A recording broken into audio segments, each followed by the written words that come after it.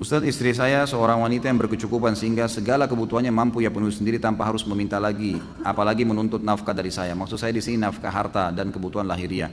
Bahkan jika saya tidak bekerja sekalipun tidak menjadi masalah baginya dan dia pun menyanggupi kebutuhan saya dan anak saya. Nah, apakah saya berdosa jika saya tidak bekerja dan menafkahinya? Atau apakah saya berdosa jika saya hanya mengandalkan apa yang dimiliki oleh istri saya? Terima kasih. Berdosa, nggak boleh.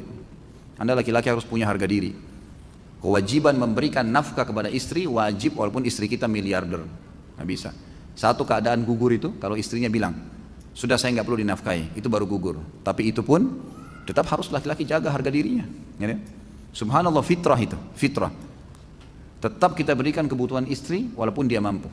Kebutuhan dasar yang tidak bisa jalan roda kehidupan tanpanya, beli beras, beli gula, bayar listrik. Kalau istri kita misal dia mau beli mobil dengan duitnya dia, itu boleh saja. Itu sudah bukan masuk dalam nafkah itu. Karena nafkah itu sesuatu yang tidak bisa kalau tidak jalan kehidupan tanpanya, nggak bisa hidup. Air, gula, beras dan seterusnya ini harus ada. Itu nafkah. Tetap kita penuhin itu. Selebihnya kalau istri yang mau mengubah rumah, mau gubah garasi rumah, mau cat ini pakai duitnya dia, ya terserah dia, silahkan. Gitu kan? Tapi tetap sebagai laki-laki harus saya punya harga diri dan saya sarankan jangan terhanyut dengan itu. Ya, karena itu ada pahala sendiri.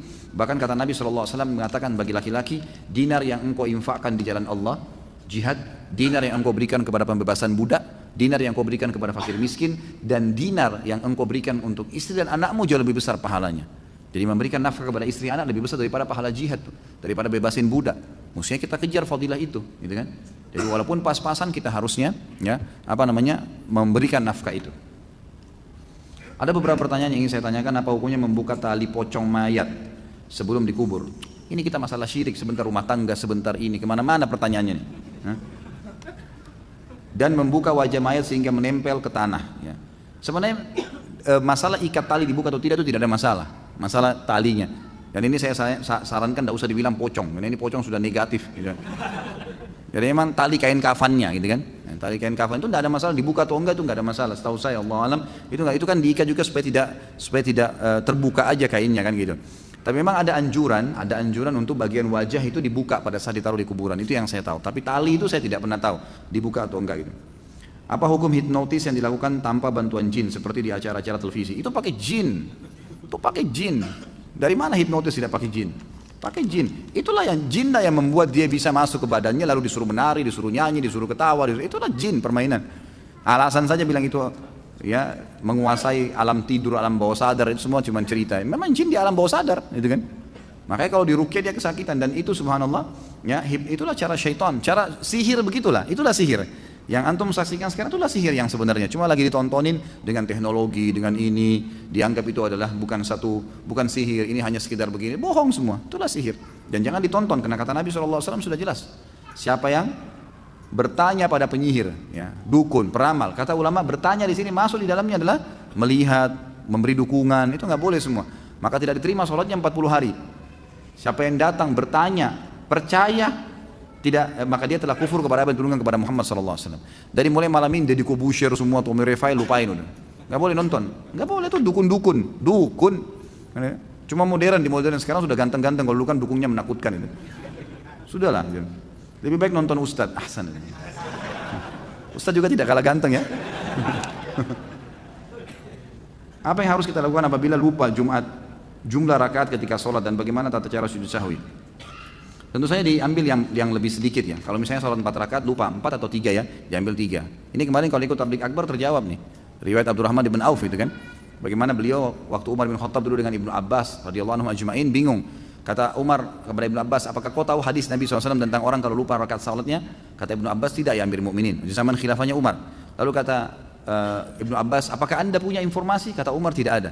Lalu kata Ibnu Abbas, tiba-tiba Abdurrahman masuk kepada kami dan berkata, waktu kami tanya, beliau mengatakan, saya punya kabarnya. Kata Nabi SAW, kalau seseorang kalian sedang sholat, kemudian dia lupa 2 atau 1 kah dia sholat, dia pilih 1. Kalau dia ragu 3 kah atau 2, dia pilih 2. Kalau dia ragu 4 atau 3, dia pilih 3, gitu kan? Kemudian dia sebelum salam sujud sahwi 2 kali atau 2 kali sujud. Dan sesuai kita sebutkan, sujud sahwi boleh membaca bacaan-bacaan sujud, dan diantara duduknya tidak usah ya, baca apa-apa. Jadi begitu selesai tahiyat, sudah selesai sebelum salam sujud, baca 2 sujud, kemudian duduk, nggak usah baca apa-apa, sujud, baca lagi bacaan sujud, kemudian duduk baru salam. Ini kalau kita mengingat kelalaian kita sebelum salam. Kalau misal Antum sholat, udah salam nih, udah bubar berdiri ke masjid, atau lagi duduk, kemudian buka HP, ternyata kayaknya tadi kurang 1 rakaat deh. Tapi kita sudah selesai sholat nih, maka langsung berdiri, tambah rakaat yang kita lupain tuh, langsung saja Allahu Akbar, misalnya 1 rakaat kelupa, sholat 1 rakaat, sampai salam, gitu kan. Kemudian setelah salam, baru sujud sahwi. Sujud sahwinya setelah salam, karena ingatnya setelah salam sholat awal. Ini hadis Bukhari dalilnya, bahwasanya Nabi SAW pernah habis sholat, rakaat kedua sholat asar, beliau salam. Begitu tahiyat pertama langsung salam. Lalu beberapa sahabat bingung, kok asar 2 rakaat, tapi di depan saf pertama ini ada Abu Bakar, ada Umar, ada sahabat-sahabat yang senior, dan mereka tidak bicara. Nabi SAW seperti umumnya habis zikir, beliau langsung berdiri menuju ke pintu masjid, lalu menunggu di pintu masjid adakah sahabat yang mengeluh, yang mau minta sesuatu pada beliau gitu kan. Sampai ada satu sahabat Badui datang kepada Nabi mengatakan, ya Rasulullah, apakah sekarang sholat asar sudah berubah menjadi 2 rakaat, atau anda lupa, turun wahyu nggak menyampaikan itu? Kata Nabi, saya tidak lupa, kan gitu. Dan tidak ada wahyu turun, artinya Nabi yakin ini 4 rakaat beliau kerjakan. Ini hadis sahih riwayat Bukhari. Lalu kata Nabi SAW dalam riwayat lain dikatakan memegang tangannya orang ini lalu berkata masuk ke masjid, kebetulan sahabat belum bubar. Apa benar yang orang ini bilang? Benar nggak saya tadi cuma 2 rakaat? Kata sahabat, benar ya Rasulullah. Langsung dalam riwayat ini Nabi SAW hadap kiblat, bertakbir, semua sahabat ikut menyempurnakan 2 rakaat sampai salam, setelah salam baru sujud sahwi. Berarti memang kalau ingat setelah itu sujud sahwinya setelah salam.